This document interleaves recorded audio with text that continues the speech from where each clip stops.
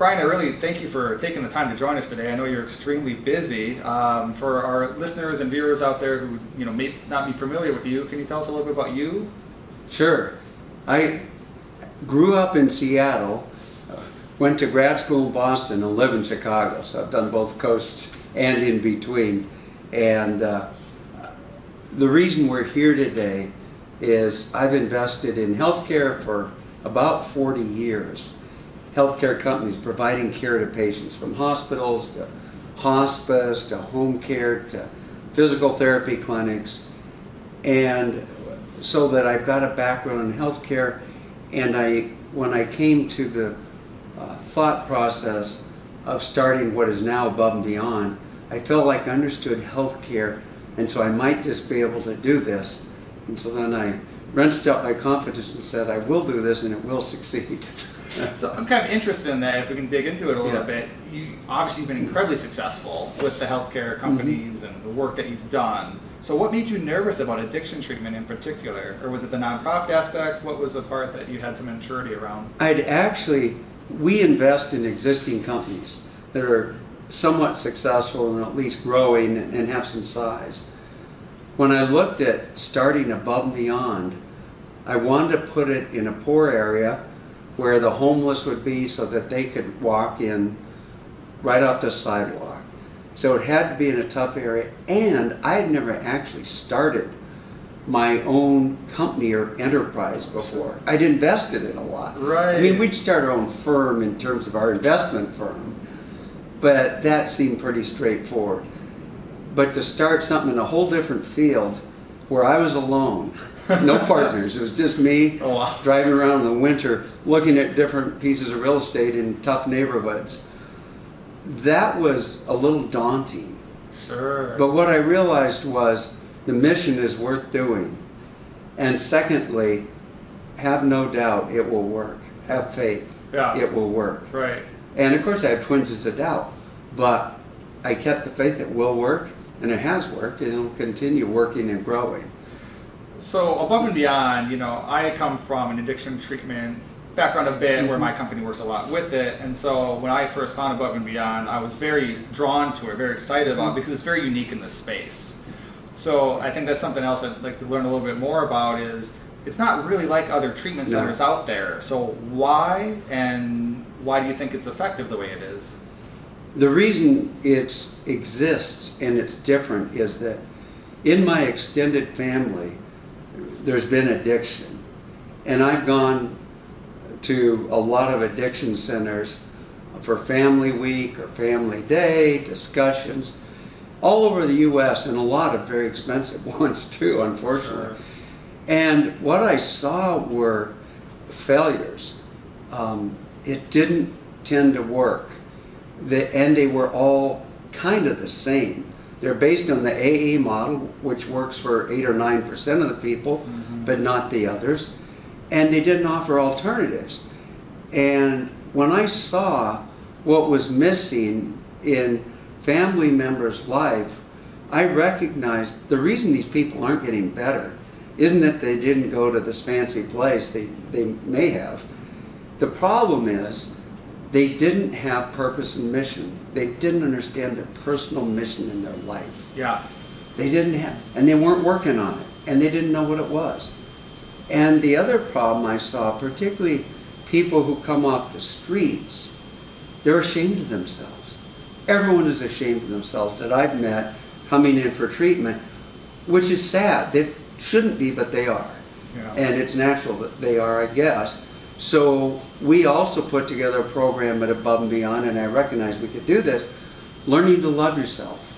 And there's research and academic work on both of these. They're very doable.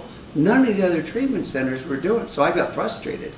I'd look around and I got sad. I looked at the people coming in the front door thinking they're seriously wanting help for their addiction issues.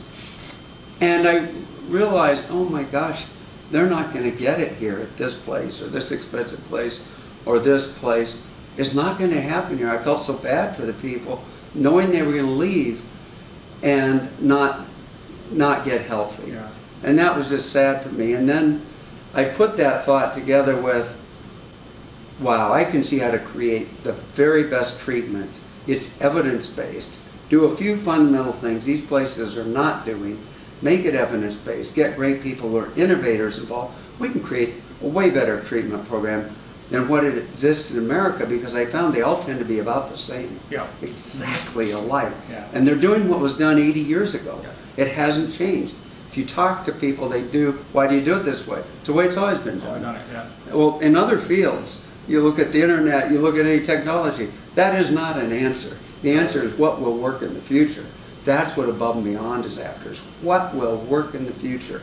And we're after creating the role model in the future for how to treat, to be sort of a learning lab so that others can get better in the future. And so that's what I saw. That was my disappointment, sadness for those people. And it was personal because I had people in my extended family who were suffering from this, so that I had the ability to recognize what I thought was needed at Above and Beyond. I love that you mentioned the evidence-based and the outcomes tracking. So this is something that I find that is unfortunately unique, right? More centers are getting into it, but you guys are tracking your outcomes and trying to validate your beliefs and your models, right? Yes. So what have you seen so far? I mean, you guys are pretty new. It's only about 2 years old, but what are you seeing in terms of the results that you're getting with your programs? Well, we're getting really good results, but I'm not going to give you numbers. Right. Because most of the numbers that are thrown around in the field are lies through statistics. Right. In fact, one noted expert from, I think, Harvard, Boston, said that anyone that says they have more than 10% success rate is lying. And you see 60, 70, and those, they're way untrue. Right. They're playing with the numbers or flat out lying. I don't know which, but it ends up the same place. So we look at Above and Beyond at the following. We have people who are homeless, who are poor, who are estranged from their families. So we have a difficult set of people.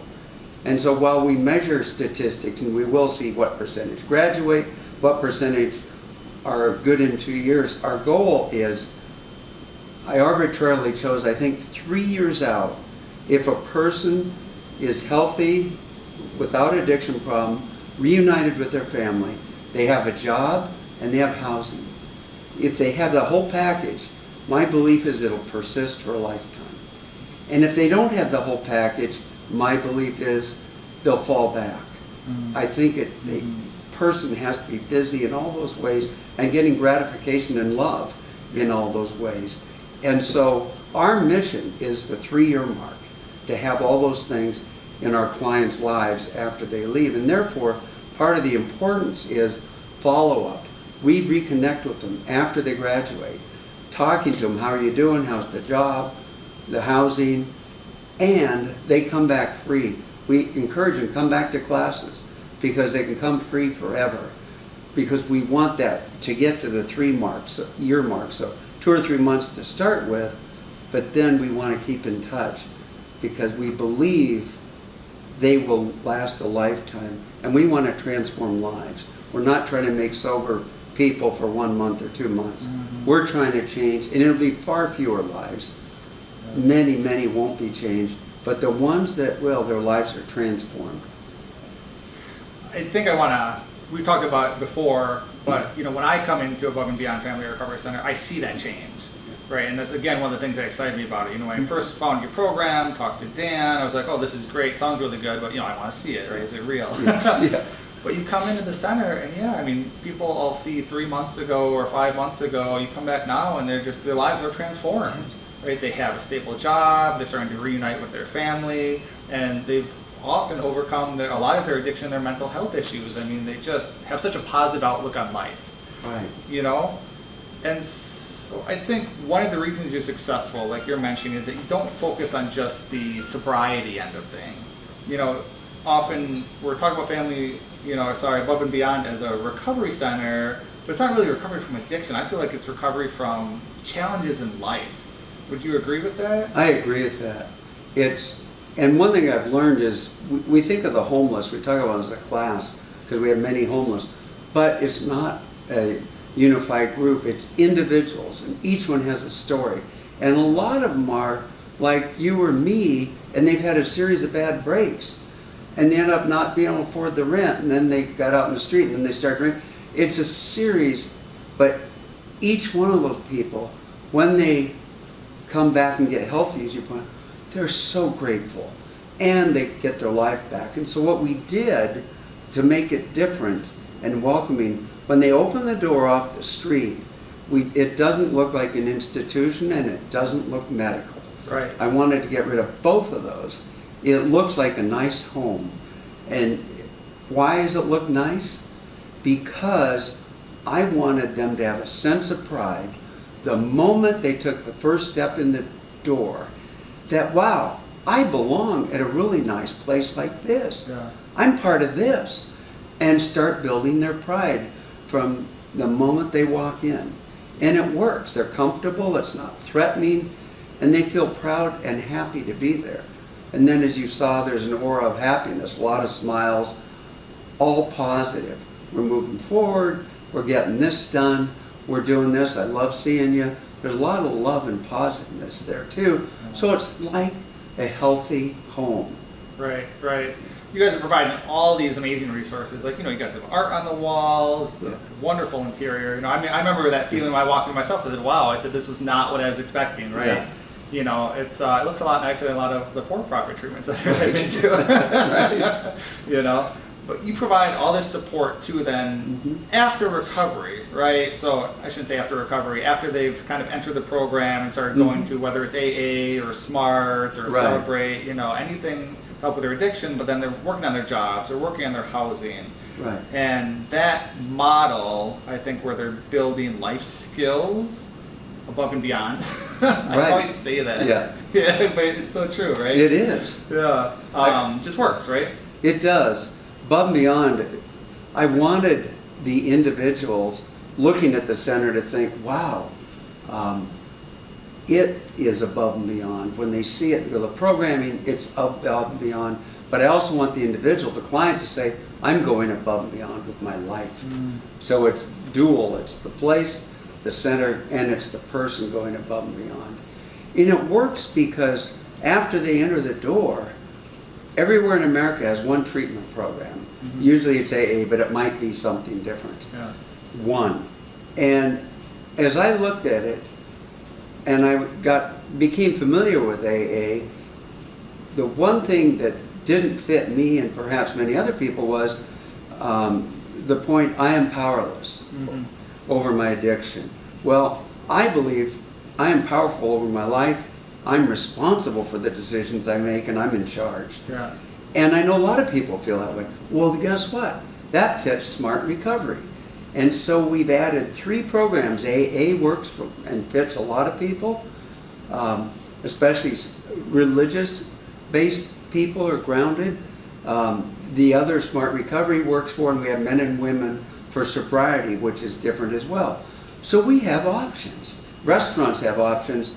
The treatment field is the only field that doesn't have options. Right. You come in, one size is supposed to fit all, but unfortunately one size does not fit all, Right. as we know. And so we started right at the beginning. I thought through what's the experience, someone who thinks they possibly want to change their life for the better and get rid of the devil that's kind of got their claws in their back with this drinking or drugs, whatever it might be. And how could we make an experience that they would buy into, fit, and get excited about? Because they have to be motivated to get Right. well. They work hard. I don't work hard compared to how hard someone off the street works to shake the addiction, change their friends. And so we wanted them motivated because they need that power. And they are motivated above and beyond because the entry, what they see as possibilities, the different classes they take that inform their entire lives and help them think about the world and their own life in a more positive, more in charge way. Yes. Yes. We wanted to make it different. So I viewed it and started as I'm walking in the door, what would be the best things to see and have there? Yeah. And it's very different because I didn't start with what's out there in the field. Right. Luckily, I'm not from the field, but exposed to a lot. Yeah, I think there's so many advantages there. People don't realize it. Obviously, people within the space have a lot of knowledge, and there's a lot to be gained there, and they've been very successful, especially with a smaller group of people with the 12-step model, right?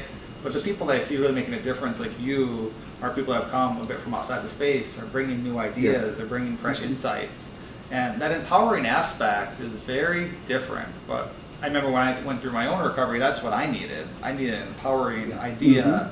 You know, and we see so many people, especially in the homeless space, or if they're coming out of jail, it's very much a victim mentality, right? I am the force of the winds that have buffeted me, you know?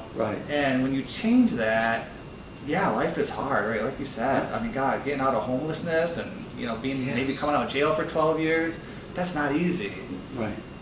But if you believe that you have something you're working towards, and you have the power to make that change, man, you'll work for it, right? And most of our clients, whether they come out of prison, off the sidewalks, most of them, I think, remember back to a time when they dreamed of wondrous things for their life. They might have been 5 years old, might have been 15, but they had a big dream, and then they had some bad breaks and made some mistakes and lost that dream and don't have it now. We want to reignite that dream, that vision in them, that, wow, I can do my life. I can do wonderful things. And because, as you point out, if they feel like a victim, I'm the result of all these things happening, and that causes me, no, they will not go forward successfully. Once a person realizes I'm in charge, I make my own decisions, and that determines my outcomes, and my outcomes can be very positive. And if I help others, I'm going to be really happy. And it's positive. They gradually learn to take charge, and that's what will help them succeed the next 50 years of their life. Right, because if you believe that you can't change things, or you don't have the power to affect the change, then why would you? They just they kind of sit there and they give up. But if they're like, well, I can make a different choice here, or I can work towards this. Yeah, this sucks, it's horrible, or I had bad experiences happen, but you know, my future is clean, right? I can write that. That's right. If they're passive, they're not going to do anything positive. There's no energy to passivity. But if we can help them see the active side of things they can do, and then they see the rewards, they work on a resume and interviewing, and they get a job. They go visit different places that Above and Beyond may send them, and they get housing. They start seeing, wow, I'm doing this, putting in the work, I'm getting these benefits. Oh, life can be great. Then they reunite with their family, children, and grandchildren. And the love that comes from that is a great motivator. And they start putting their life back together like pieces of a puzzle, start getting fit back together, and then they see the picture in the puzzle, and it's very wonderful. I mean, what I love about the discussion, so for the listeners here, this is the first one you're listening to. This is a 4-part podcast.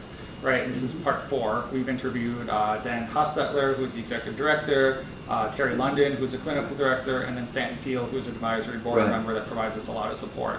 And what I love about these discussions is most of them we're not really talking about addiction. You don't hear us focused on drug use, alcohol use. You hear us focused on how can we help people move forward in their lives, overcome their challenges. And that's what works at Above and Beyond, is we're not focused on get sober. Getting sober is easy, right? I can go to jail and get sober.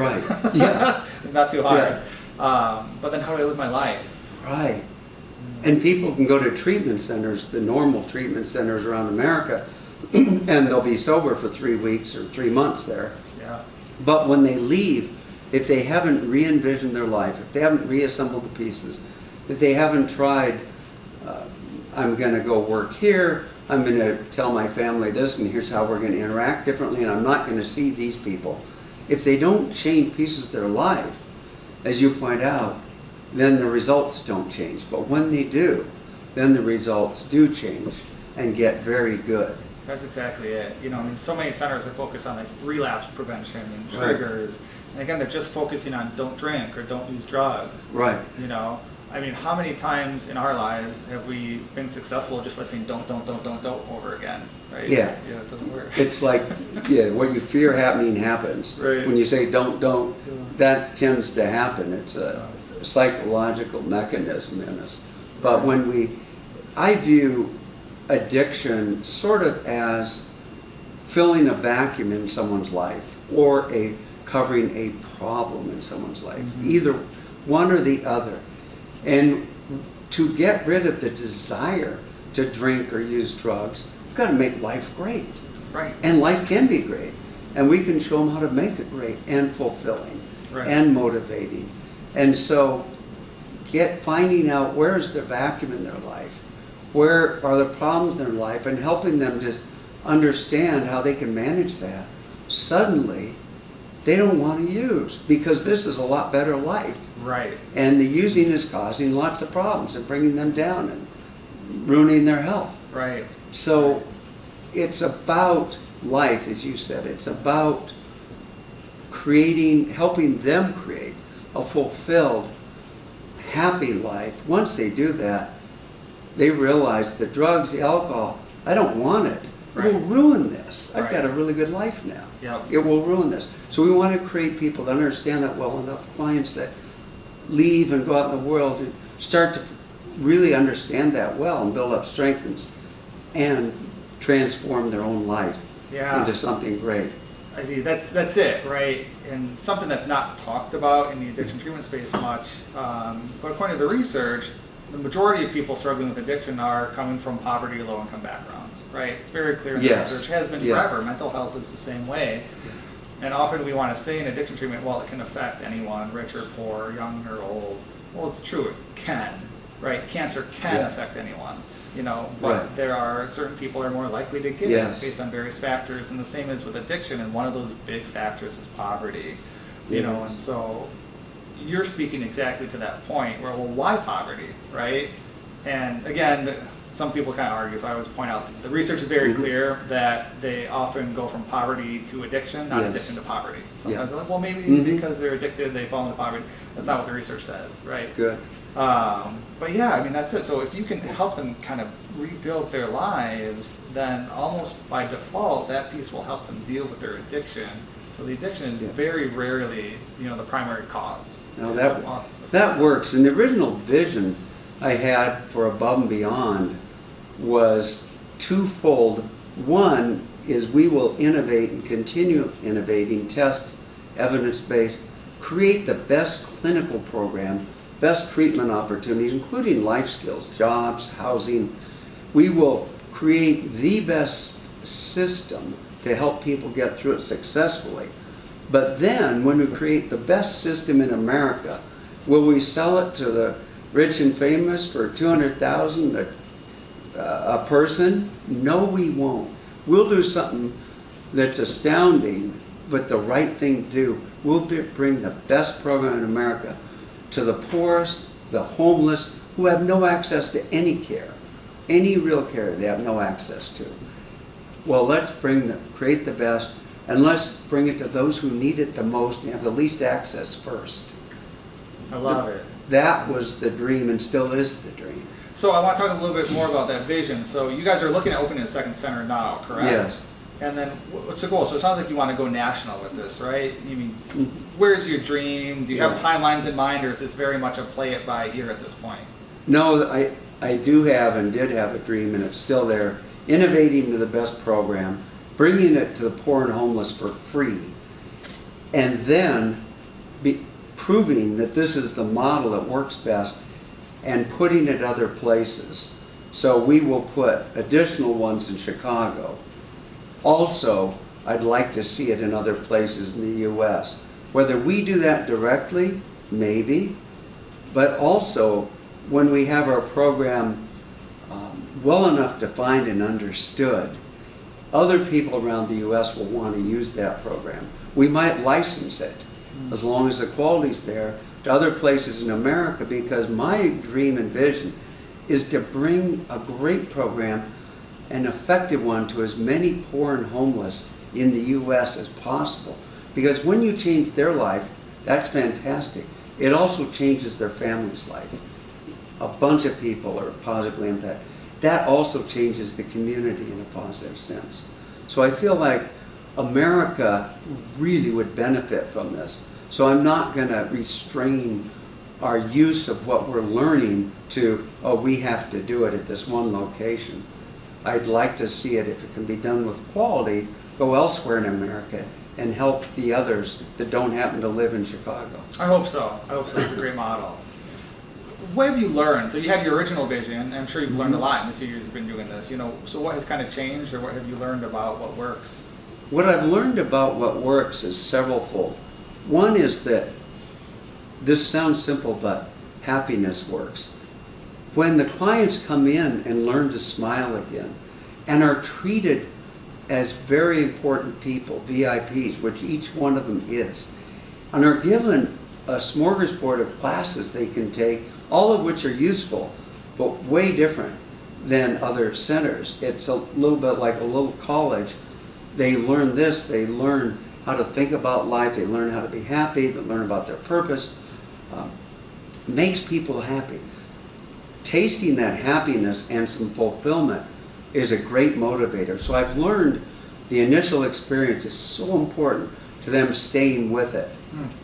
The other thing I've learned is the importance of changing the way they think. We have rational emotive behavioral therapy. So instead of thinking, oh, I responded to this because something happened to me, stopping and realizing I am in charge. What about that next decision? I didn't like that, but do I have to have a hostile reaction? No. I can be positive, and it changes their life. It's changing the way they think about things, changes their life positively, and they make better decisions going forward. And then enriching their life. One of the things we've learned at Above and Beyond is I realized that our clients are mostly in a small area of Chicago, a poor area, and they don't have access to enriching things. Like, say, you or I might go to the Art Institute. They'll never get to the Art Institute. So I got some great art from an artist I know. We purchased it, put it at Above and Beyond. It's a big part of one room, and call it the Art Museum Experience. Because some of them will be excited and find out, oh, I love art. And then maybe they'll be motivated, so I'd like to go to the Art Institute. We also brought in some music. Some will be enthralled by music. So I've learned is it can't be unidimensional to change lives. Simply providing addiction treatment is unidimensional. It's good, but to change lives, we need to broaden what they have access to, and I want to broaden their experience so they have the same sorts of opportunities that people downtown do, people in the suburbs do, to enrich through music, through art, through discussions, through movies, whatever it might be, that we start to help them see the value of enriching their life. And that's a whole different approach than I think, certainly than I see at any other place. And so we're trying to revolutionize by thinking differently and thinking from the perspective of the client struggling to open that doorknob, deciding I will step in. What's best for them?